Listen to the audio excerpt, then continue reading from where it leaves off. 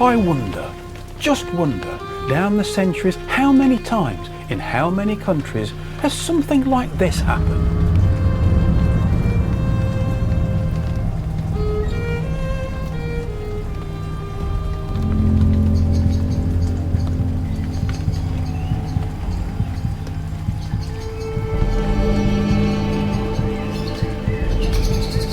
Perhaps one of humankind's most ancient weapons, a big stick, is a formidable ally.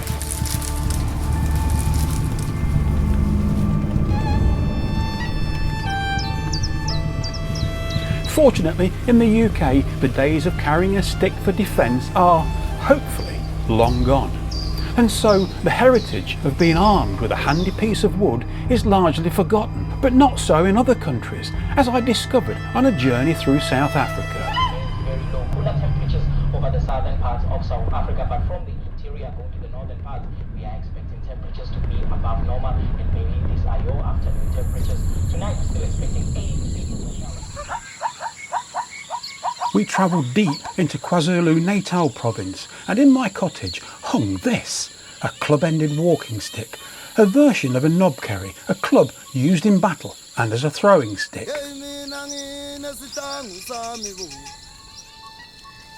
Here is a land of raw beauty, and its people still prize a handy, heavy-ended shaft of wood called iwisa. Carrying a ball-ended stick is second nature to Mpiwa Ntanzi. Mpiwa is a guide to the battlefields where his ancestors defended their lands against the invading British in the 1870s.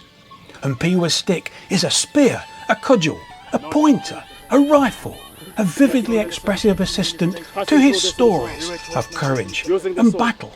Mpiwa's colleague, Brian McCoob, found equal expression in his stick, recounting the repeated charges made by Zulu Amabutu against the red-coated riflemen defending the mission station at Rorke's Drift in 1879.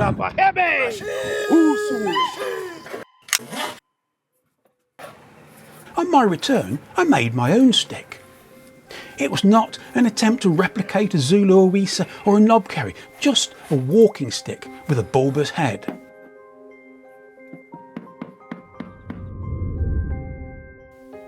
It's made of English elm and a metre in length, rather longer than a true knobkerrie. I liked this knotty clump in the centre of the stick, so I preserved it.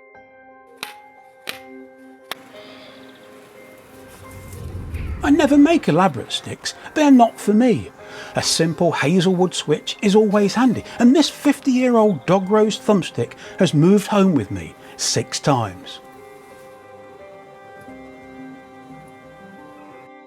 This is a second piece of elm, part of a rejected bow stave, and I shall make another stick.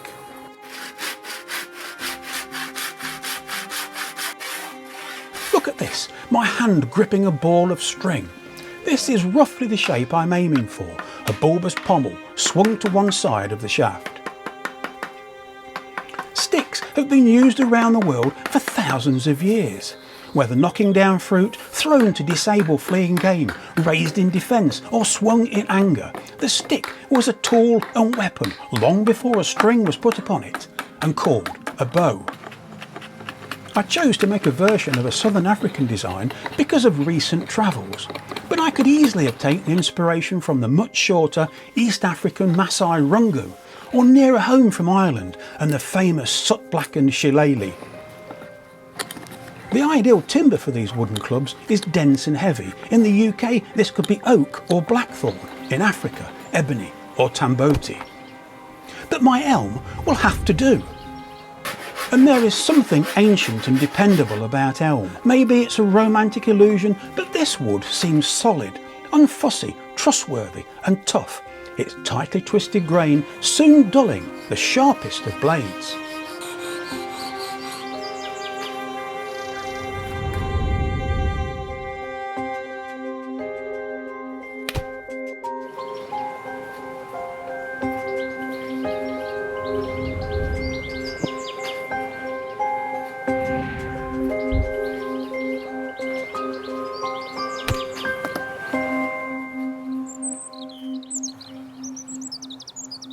Elm has a deep history, its boughs imagined to be the haunt of elves and fairies, and its aura is of melancholy and death. Indeed, countless generations have been laid to rest in elm coffins. And almost every image of rural England before the 1960s featured an elm skyline. Wonderful trees, huge and sighing, like vast sailing galleons caught by a thrilling wind. Who'd have thought that countless millions of mighty elms would be brought crashing down by a beetle carrying the infamous Dutch elm disease?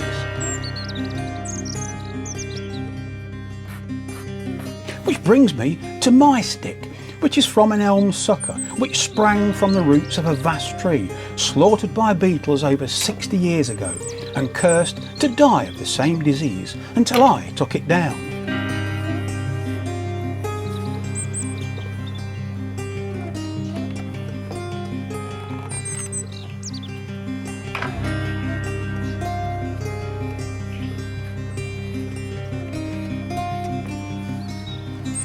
It's as if this tree knew it was destined to die young, thrusting quickly upwards from deep shade in a blackthorn thicket straight up toward the arcing sun.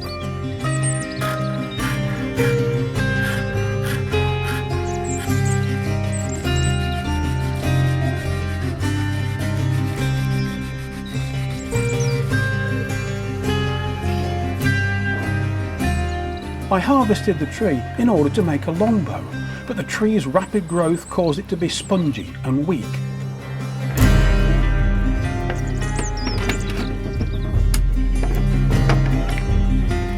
As I gradually brought the bow round to that beautiful compass bend, it became obvious that there was no fight in my piece of elm.